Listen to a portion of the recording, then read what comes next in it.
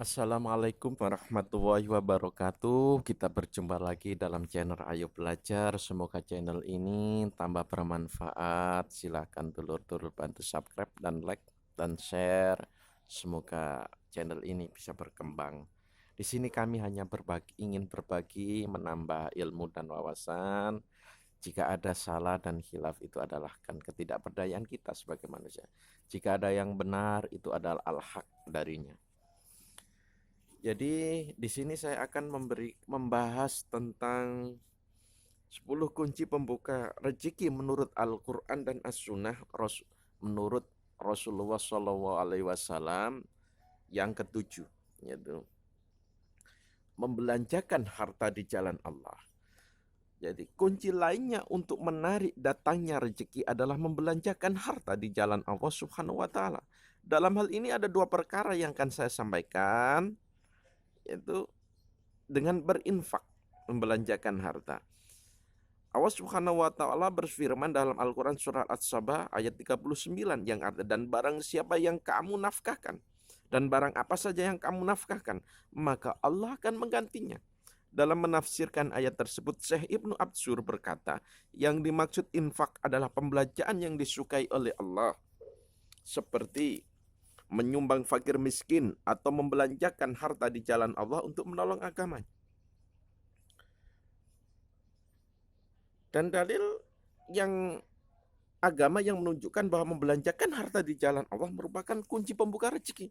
Dalil yang pertama adalah Al-Quran surat As-Saba ayat 39 yang artinya, dan barang apa saja yang kamu nafkahkan maka Allah akan menggantinya, dan dialah pemberi rezeki yang sebaik-baiknya.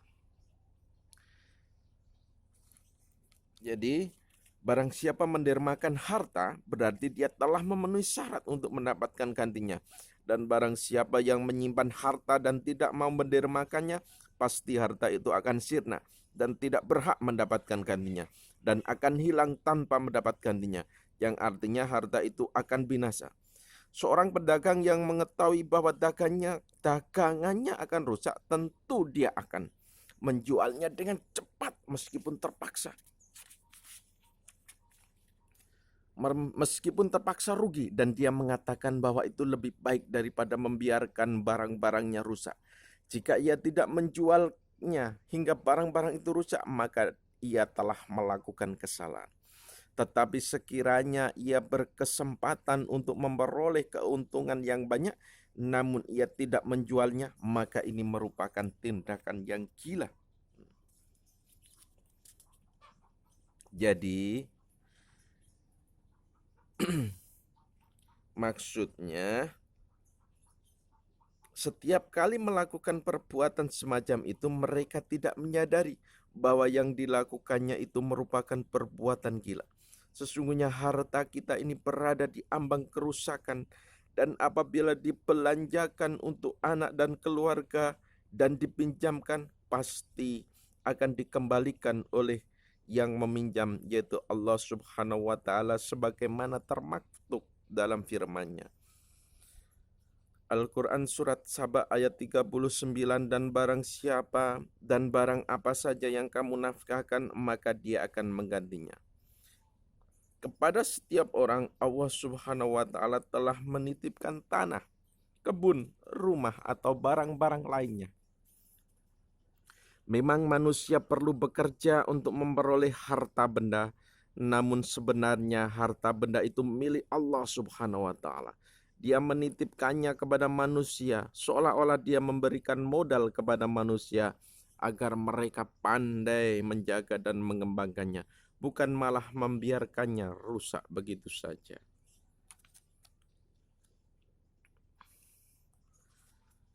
Imam Muslim telah meriwayatkan hadis dari Abu Hurairah radhiyallahu anhu yang sampai kepada Nabi SAW, bahwa beliau bersabda yang artinya, Allah Subhanahu wa taala berfirman, wahai anak Adam, berdermalah maka aku akan berderma kepadamu.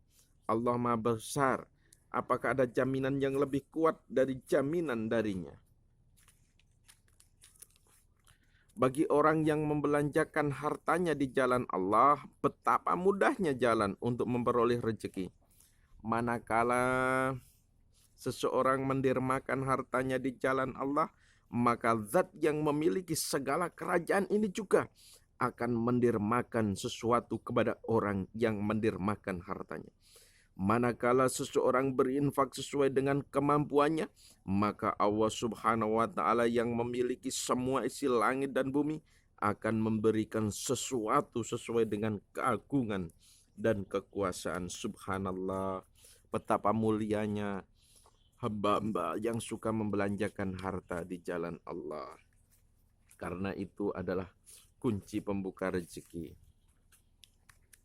Yaitu kunci pembuka rezeki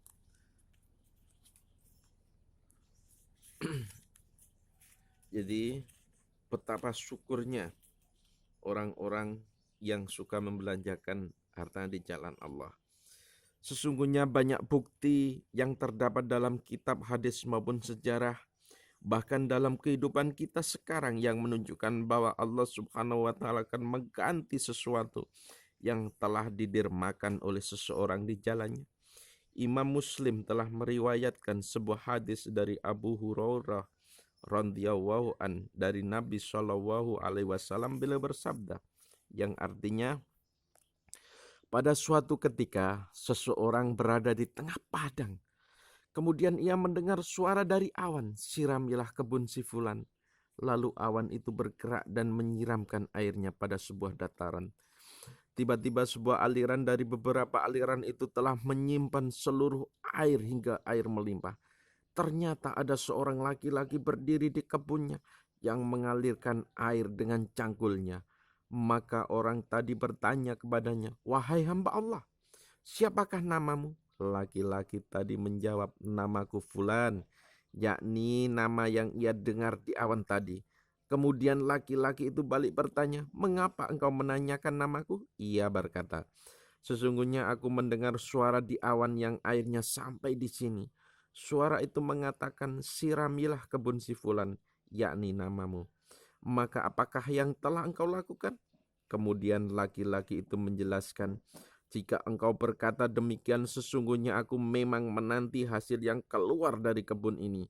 Kemudian aku menyedekahkan sepertiganya untuk makan diriku dan keluargaku sepertiganya. Dan aku kembalikan lagi untuk menggarapnya sepertiganya." Dalam riwayat lainnya dikatakan, "Dan aku jadikan sepertiganya untuk orang-orang miskin, para pengemis, dan Ibnu Sabil." Imam An-Nawawi berkata, hadis tersebut menjelaskan keutamaan dan keuntungan sedekah, berbuat kebaikan kepada orang-orang miskin dan Ibnu Sabil, dan keutamaan orang yang memakan dari hasil tangannya sendiri, serta memberi nafkah kepada keluarga. Jadi itu tadi kunci pembuka rezeki menurut Al-Quran dan As-Sunnah yang ketujuh. Sekarang yang kedelapan, yaitu menginfakkan harta untuk para penuntut ilmu agama. Yaitu termasuk kunci pembuka rezeki adalah menginfakkan harta untuk para penuntut ilmu agama. Hal ini dijelaskan dalam sebuah hadis yang diriwayatkan oleh Imam At-Tirmidzi dan Al-Hakim dari Anas radhiyallahu an. Ia berkata, pada masa Rasulullah Shallallahu alaihi wasallam adalah dua orang bersaudara. Salah seorang di antara keduanya datang kepada Nabi Shallallahu alaihi wasallam, sedangkan yang lainnya bekerja. Kemudian orang yang bekerja itu mengadukan keadaan saudaranya kepada Nabi Shallallahu alaihi wasallam. Maka beliau bersabda, "La'allaka turyaku bih." Boleh jadi engkau diberi rezeki karenanya.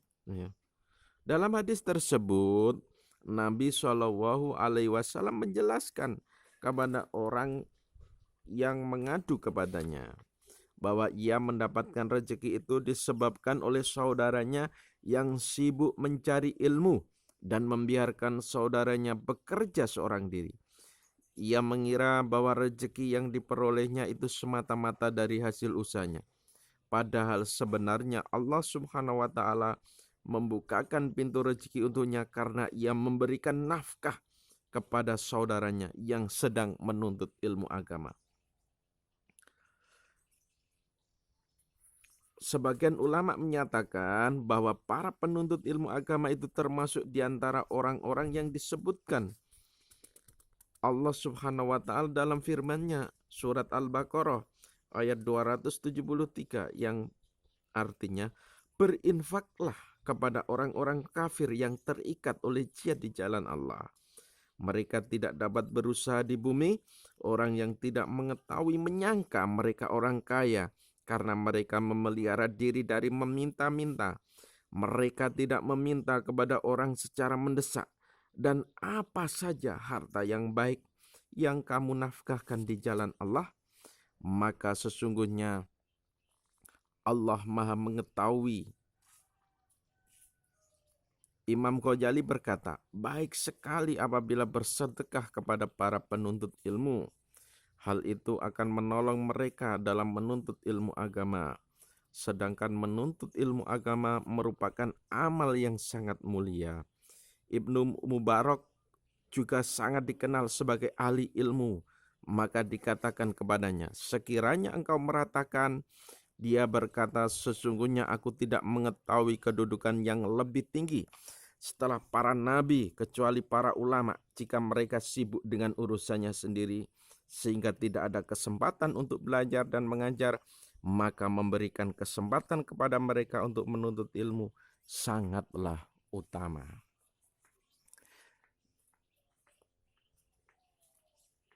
Yang kesembilan, jadi 10 kunci pembuka rezeki menurut Al-Quran dan As-Sunnah. Sekarang yang kesembilan, ya.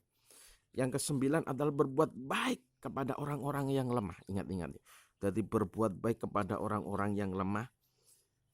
Jadi kunci lainnya untuk membuka pintu rezeki adalah berbuat baik kepada orang-orang yang lemah. Sesungguhnya Nabi SAW telah menerangkan bahwa hamba-hamba Allah itu diberi pertolongan dan rezeki karena adanya orang-orang lemah di antara mereka. Imam Al-Bukhari telah meriwayatkan dari Mus'ab bin Sa'ad, ia berkata bahwa pada saat itu ia merasa mempunyai kelebihan atas orang-orang yang ada di bawahnya. Maka Rasulullah SAW bersabda yang artinya, tidaklah kamu diberi pertolongan dan diberi rezeki, melainkan karena orang-orang lemah di antara kamu. Jadi Nabi SAW juga telah menjelaskan bahwa beliau memerintahkan dan sangat suka berbuat baik kepada orang-orang kafir. Maksudnya, maaf. Jadi Nabi SAW juga telah menjelaskan bahwa beliau memerintahkan dan sangat suka berbuat baik kepada orang-orang fakir. Jadi Imam Ahmad, Abu Dawud, At-Tirmidzi, An-Nasai, Ibnu Hibban, dan Al-Hakim telah meriwayatkan dari Abu Darda radhiyallahu an, dia berkata, aku mendengar Rasulullah SAW bersabda yang artinya, carilah aku di kalangan orang-orang lemah di antara kamu. Sesungguhnya kamu diberi rezeki dan diberi pertolongan hanya karena orang-orang lemah di antara kamu. Subhanallah. Yang ke-10 yaitu yang terakhir, berhijrah di jalan Allah. Allah Subhanahu wa ta'ala juga telah menjadikan berhijrah di jalannya sebagai kunci pembuka rezeki. Jadi apa sih hijrah di jalan Allah itu? Ya. Imam Ar-Raqib As-Sifai, Imam Ar-Raqib Al-Asfikhani mengartikan bahwa hijrah adalah keluar dari kampung kekufuran kepada kampung iman. Sebagaimana berhijrah dari Mekah ke Madinah. Tentu saja kata Muhammad Rasid Ridho, maksud sebenarnya berhijrah di jalan Allah adalah untuk mencari keridhoannya dengan cara menegakkan agamanya, sehingga Allah Subhanahu wa ta'ala akan menolong orang-orang mukmin terhadap orang-orang kafir. Terus dalil apa saja? Dalil syar'i apa saja yang menunjukkan bahwa berhijrah di jalan Allah merupakan pembuka pintu rezeki? Al-Quran surat An-Nisa ayat 100 yang artinya, barang siapa berhijrah di jalan Allah, niscaya di muka bumi ini mereka akan mendapat tempat berhijrah yang luas dan rezeki yang banyak. Subhanallah. Jadi dari pendapat manapun yang kita ambil, ternyatalah bahwa orang yang berhijrah di jalan Allah Subhanahu wa ta'ala akan menerima janji Allah Subhanahu wa ta'ala berupa lapangnya rezeki, baik secara langsung maupun tidak langsung. Dan janji Allah adalah zat yang maha kuasa, adalah janji yang pasti. Jadi subhanallah walhamdulillah wala ilaha illallah Allahu akbar la haula wala quwata illa billahil aliyyil azim wa annahu wa agna wa agna. Semoga dari bahasan 10 kunci pembuka rezeki menurut Al-Quran dan As-Sunnah dari mulai yang pertama hingga yang ke-10 ini bermanfaat bagi dulur-dulur. Barakallah. Wassalamualaikum warahmatullahi wabarakatuh.